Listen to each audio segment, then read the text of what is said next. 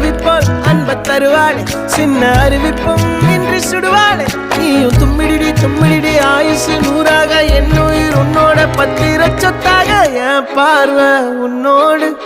உன் பொம்மை கண்ணோடு பேசாமல் விண்ணோடு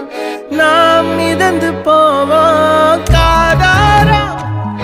அடியானாலும் நான் தாங்க